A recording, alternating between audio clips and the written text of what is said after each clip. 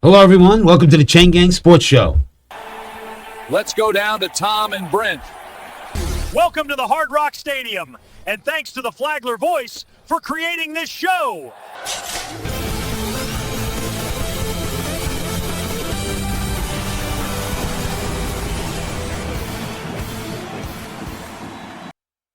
What's up, buddy? Hey, how are you, man? I'm doing well. You? I'm doing great, man. What a weekend. Hello. What a weekend. Awesome weekend, man. Awesome weekend. And we got Monday night. Tonight we got the national championship. It's going to be, this is a good week. I just love this time of year. You got basketball, hockey, college football finals, the NFL. I mean, and everybody and all the coaches getting fired. It's crazy. Yeah. We'll start with Saturday's games, Denver, Buffalo. That was an amazing game. Yeah, man. It really was. Josh Allen missed a couple key throws at the end of the game there, and it's a shame it came down to that, but he just didn't have his best.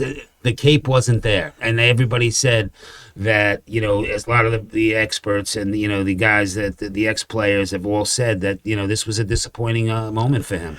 Yeah, man. I feel bad. Well, let me just, congratulations to the Denver Broncos, man. What a game. But, man, when you're playing against somebody like Denver, Josh Allen, man, like they turned the ball over 5 times. He was kind of reckless right before halftime too. Yeah, that was a key play. Yeah, that was huge. I mean, they could have possibly, tied the game. Yeah, but or at least maybe chip 3 off of it. Instead, they give the ball right back to Denver. Yeah. He's holding the ball out, and you look at the stats. Buffalo had 449 total yards. They had 100 more yards. Denver had 349, but they had more first downs. They had the time of possession. They had almost 10 minutes more time of possession, but they just, 5 turnovers. You can't do that. And Josh Allen, just to be honest, I love Josh Allen. He's my favorite quarterback in the NFL. You can't turn the ball over 5 times, not in the divisional round. No, man. And just like we talked about, Denver's, to get to Buffalo, you got to be able to run on them, which teams can.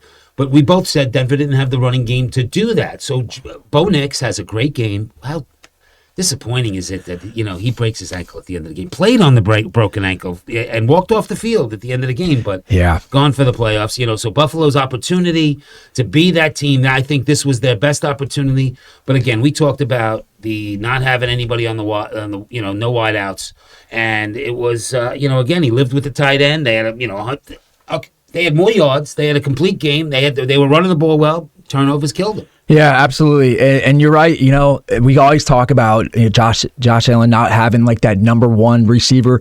I know Shakir, he put up good numbers just kind of by default because there is nobody else to go to except the tight end. But man, like Josh Allen played good, but he did turn the ball over. But there was a drop touchdown in the back of the end zone. They just don't have like that main guy. And fair or not, I'm not really sure if McDermott, the head coach, deserved to be fired, but they did let him go. Fired today. Yeah, with the overall record of 90 and 58 or 98 and 50, like great record, man. Yeah, but, no, it's definitely, but you got to win in the playoffs, and we know that. And I think Tomlin, the resignation thing. I don't know if they would have fired him. I really don't. Because of the body of work and everything, But, I mean, his resignation was something. But, you go back to McDermott. So here's the reason that, the turnovers wins games. You know that. If you turn the ball over, you're not going to win. And Buffalo dominated in the stats. They had 100 more yards. They ran the ball better. They had more first downs. And the time of possession was 40 minutes to 28. Yeah. I mean, come on, man. That's crazy. To not be able to win that game when you dominate on the stats like that, and then it comes down to talk about turnovers. Yeah, and they ran the ball great. Oh yeah, no, it was a complete game from Buffalo's offensive side of the ball. I mean, again, if they had a wideout, but you turn the ball over, 2 interceptions, 3 fumbles lost. That's a killer. So the way I look at it is, if Buffalo was going to lose, no better team than the Denver Broncos. Hats off to them. But, I mean, it almost feels like they won for nothing now because they took Buffalo, Josh Allen out of the playoffs. And realistically, can they beat New England? Yes. Will they? Most likely without their starting quarterback? Probably not. And what's really impressive is that Bo Nix, you can watch that game. You can see where he broke his ankle, and he still goes on and throws a touchdown pass after he broke his ankle. I mean, that's pretty great, but they're going to have a 5th-round draft pick in there, Jared Stidham out of Auburn. Who's had a couple starting chances, it just didn't happen. Listen, Sean Payton did a great job, and it is what you said. You hit the nail on the head when you just said it's almost like they won it, and then it's just like they, goes to New England. The road for New England to this game has been unbelievable. The soft schedule, then you get a break like this. You get home field throughout the thing, and then you come in, you get a break like a break. No pun intended as far as Nix's ankle, but it's going to be. I think Denver's defense will still make it competitive. Peyton will have a great game plan in play because we do know he's one of the best play callers in the NFL. There's no question about that. And, and he wins, and if Stidham can listen, if you go like back to the Baltimore days of Ray Lewis and that team, they won with Trent Dilfer. So you never know if the defense plays as well. Nobody's the defense that the Ravens had then, but I mean, Denver's good. But I think New England, and let's talk about that game. Let's go to the New England game because then we'll talk about the two getting together. New England and the Houston Texans, whose defense played in that first half. Man, they pin their ears back and they come get you. Houston comes and gets you. Man, Will Anderson and you keep talking about Will Anderson, and man, I watched his film. After I was watching him during the game, but wow, he reminds me of a. Of like a Michael Parsons type level player. Yeah. He can single-handedly take over a game, and he did. He was harassing Drake May all game. He was constantly putting pressure on that quarterback. And, if C.J. Stroud doesn't turn the ball over 4 times, he had 4 interceptions in the first half. You can't do that. I don't care who you're playing. I don't care if you're playing the 2006, 2007 Detroit Lions, 0-16. You cannot turn the ball over 4 times in the first half, especially against the New England Patriots and Drake May. And the New England Patriots, who have a good offensive line and a good, a solid team on all 3 levels, New England. Let's talk about that. But Will Anderson, 3 sacks, 5 tackles. That's a game. 3 sacks. And Danielle Hunter on the other side, he had big sacks, strip fumble. They just played defensively in the first half. They kept him in it. But C.J. Stroud's 4 interceptions in the first half was just too much for that defense to overcome. Yeah, it really was. I can't. Okay, C.J. Stroud, he's from Ohio State, so I kind of get on him a little bit, but it's not all his fault. All the turnovers, but about three of them were. A couple of times he underthrew his receiver. A couple of times he threw it to I don't know who. He tried to throw one out of bounds. Carlton Davis actually caught over the shoulder, and he got his knee in bounds. But yeah, man, Houston did everything they could to keep their team in the game, but you can't turn the ball over 4 times, especially in the first half. But I don't know, Drake May, New England. I think they couldn't have worked out any better with Bo Nix, breaking his ankle, towards the end of the game, because I feel like New England now, just by default, is going to be in the Super Bowl. And we'll see what happens. Yeah, but again, Vrabel, masterful job this year. I mean, their defense played well enough to win. I mean, they got 4 turnovers off of Stroud in the beginning, and then time of possession was even. The rest of the game was even, but you just gave they kept on. Those turnovers were in pivotal parts of the field, game of field position, these turnovers happen, and New England had a short field to go in and score, and they ended up doing it towards the end.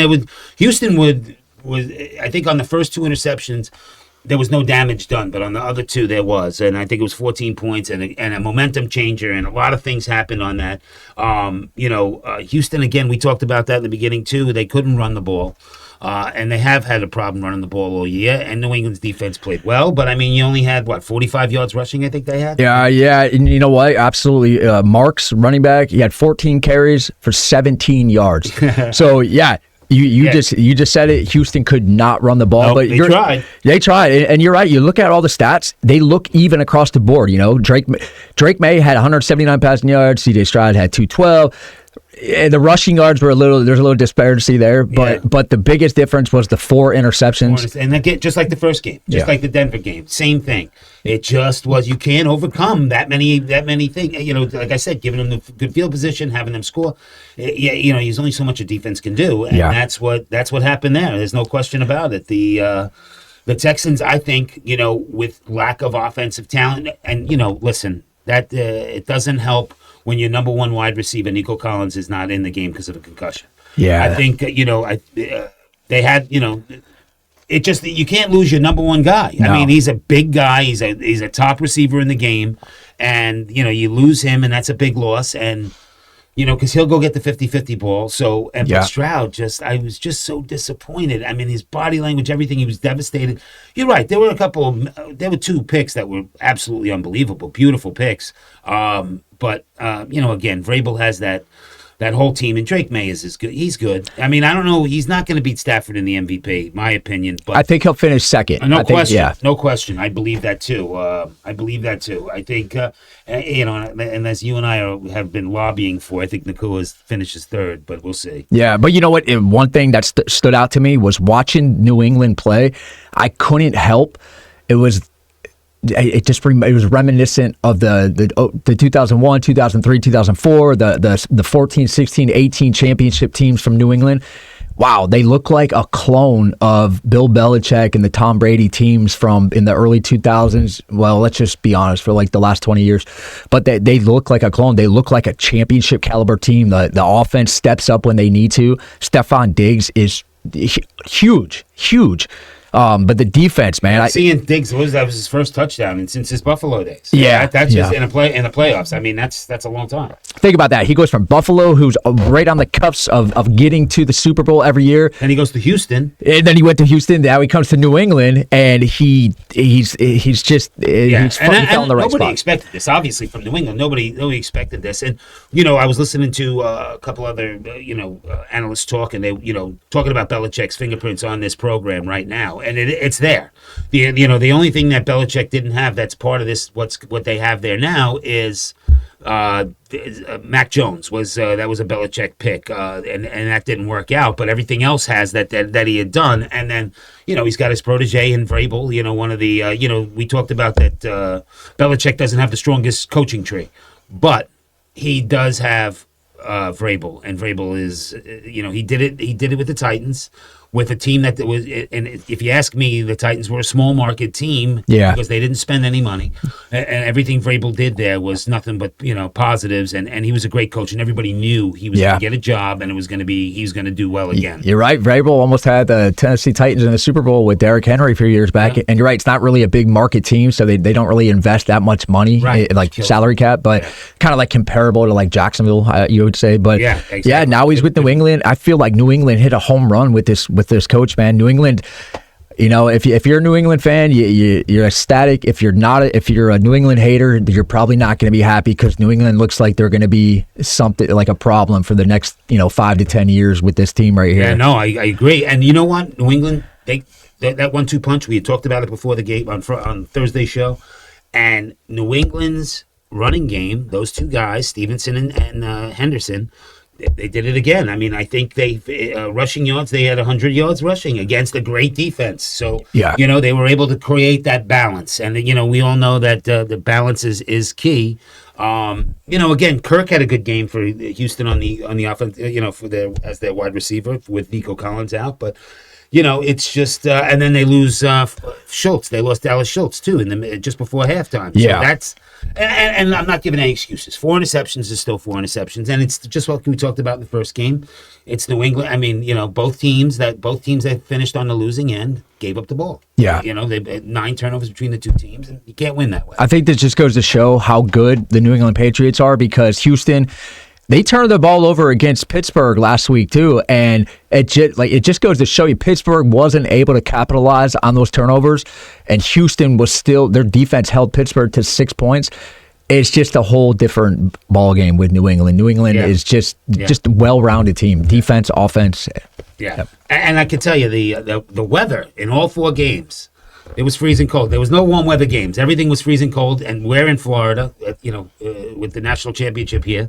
But we're in Florida, and it's freezing cold here too. Yeah. So, you know, I woke up, it was, I think it was 33, 34 degrees. Yeah. Our producer, he made a snowman on out of his frost on his car. So it was, we know that things are not normal when you're in Florida and making snowmen. But all right, so let's go over to the Rams Bears. Another phenomenal game. I mean, that was just incredible. Wow. When he threw that ball at the end, Caleb Williams, in the fourth quarter. Wow. 16 seconds left in the game. Fadeaway jump shot from his back foot, throwing it after scrambling 30 yards back because they were on the 10. And he throws it up, and the failure on the defensive side of the ball, I have no idea how that defensive back just lets Komet get away from him. Me neither, and man. he's like, it was almost like he was wide open, and it was, it wasn't a pass that was thrown to a spot, and this guy ran to it. This thing was almost like a Hail Mary type pass, but it didn't seem like it. It just seemed like this floater into the corner with nobody covering him. It was crazy. You know what? Caleb Williams had a play like that like a couple weeks ago against Green Bay. And it was like reminiscent of that. And it was like, oh my God, are they gonna come back from down in the fourth quarter for the 8th time this year? No. I mean, they did. They tied it. But yeah, I feel like Caleb Williams was scrambling and he threw the ball at the 40-yard line.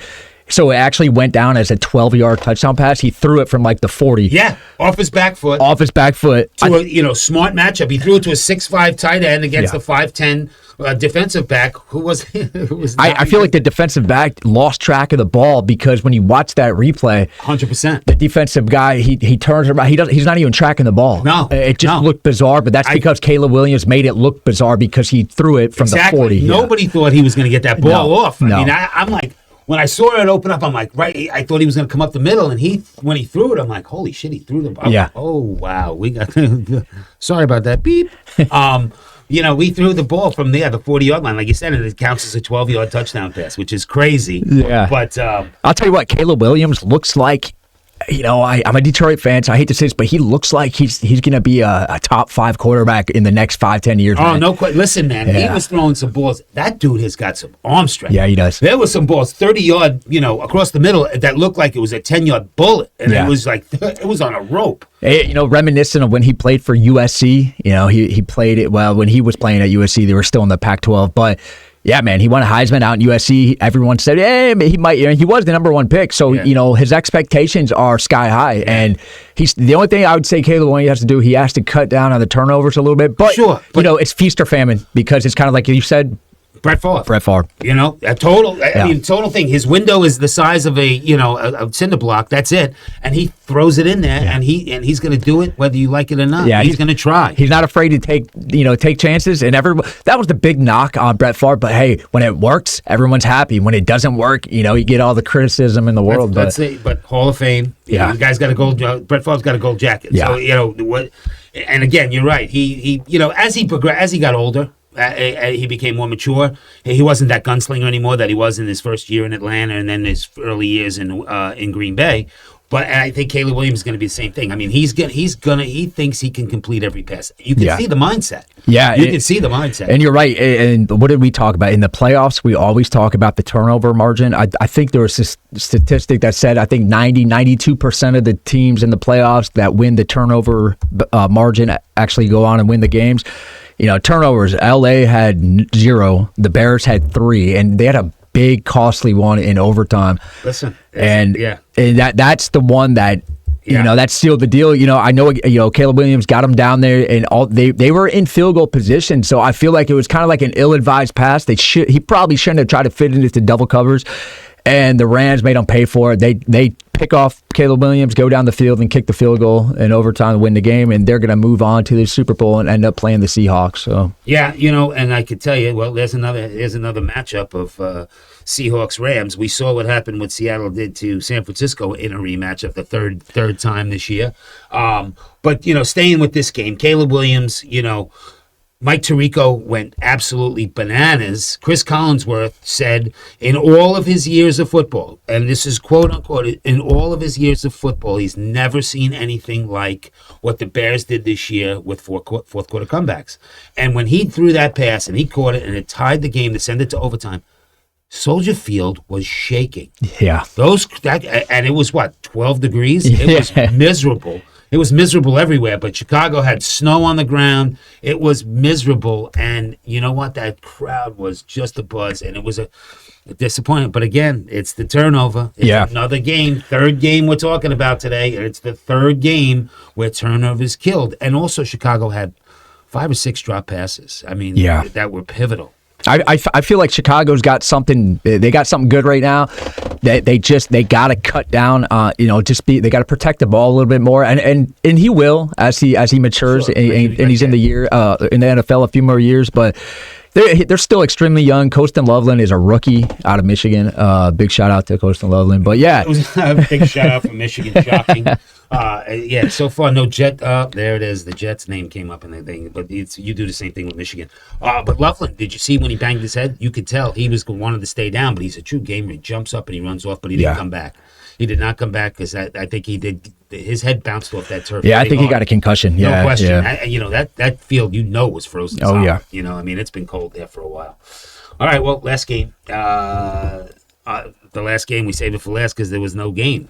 Seattle dominated. Oh, man. That was a woodshed beating. That was, I was shocked by how. Me too, man. I think, I think if San Francisco was fully healthy, they had everyone out there, I still don't think it would have mattered, to be honest with you. Seattle just looks like they look like the best team in the NFL right now, the Seahawks. Their defense looks incredible, and the offense, their offense looks great too, but the defense is what really stands out. It looks like the Legion of Doom from the Russell Wilson days and the early teens, for Seattle with Pete Carroll, and they look great, man. I'll tell you what, the Rams are going to have their hands full, man. Yeah, and again, we talked about this. This is the third time they're playing this year. But going back to this game, San Francisco, if you look at everything, time of possession things, there was no real dominant, but the best signing before the trade deadline was the Rashid Shaheed from New Orleans. Oh, yeah. I mean, the 95-yard kickoff to start the game. When I saw the flag come out, everybody was assuming because it was close to a block in the back as they were running down, and it was like right there. But you saw the Seattle guy, throw his hands up like, man, I didn't touch him. But if you watch the replay, you see the kicker come running over like a soccer player. Yeah. Take the ball, pick him, trip him.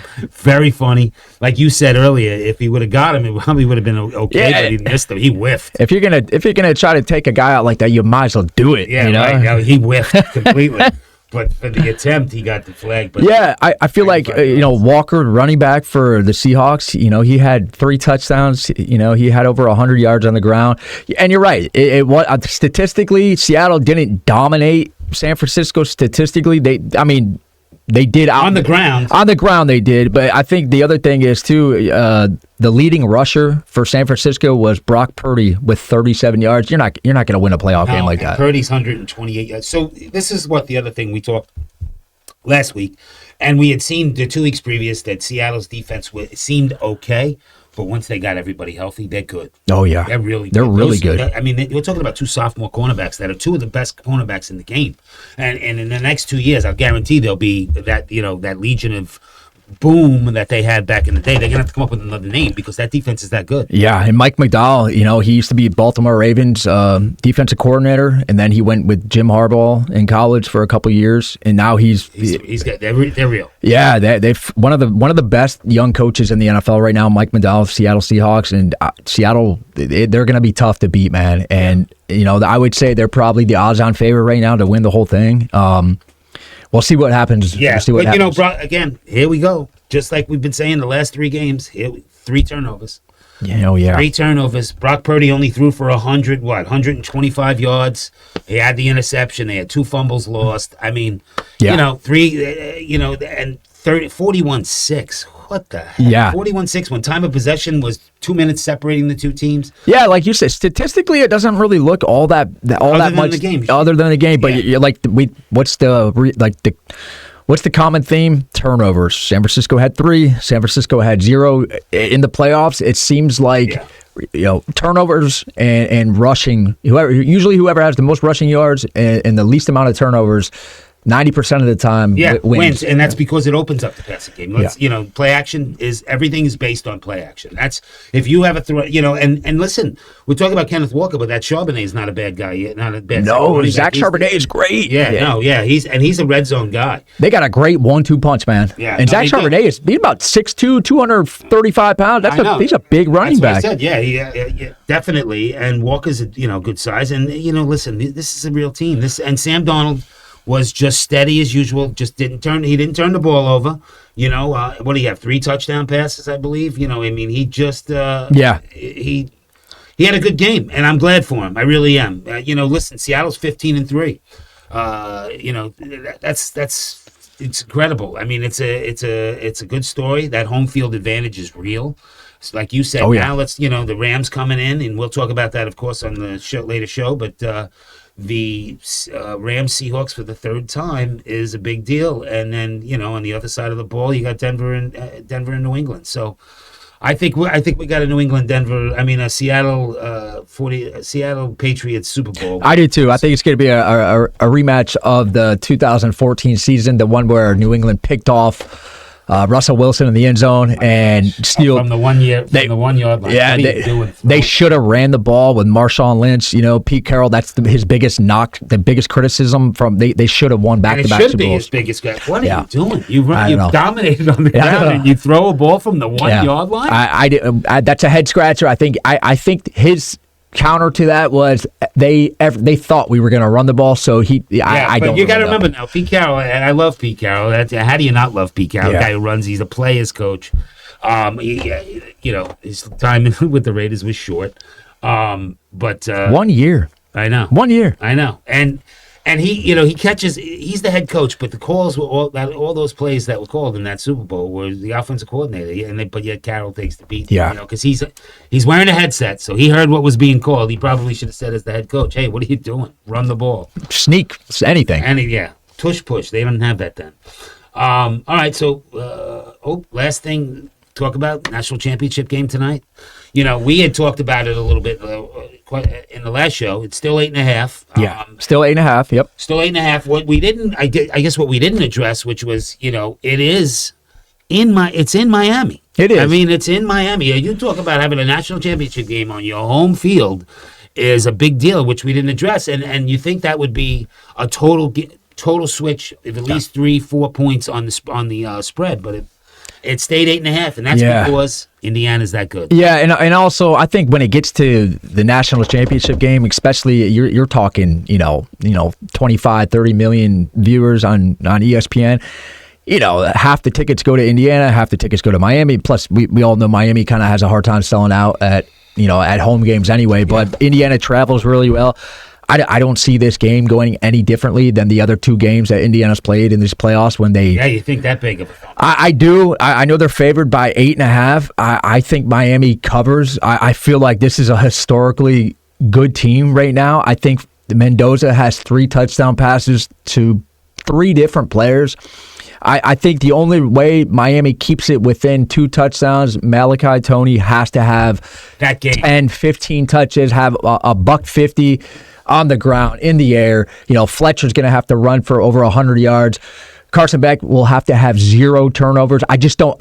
Miami has to have. That's a lot. You're asking a lot of a team. What you just said, and you're right about it 100%, but that's a lot. That's a big deal. That's and that's what your game planning is. Yeah. When your game planning is exactly what you just put that game plan right there for everybody to hear, because that's the way it has to be.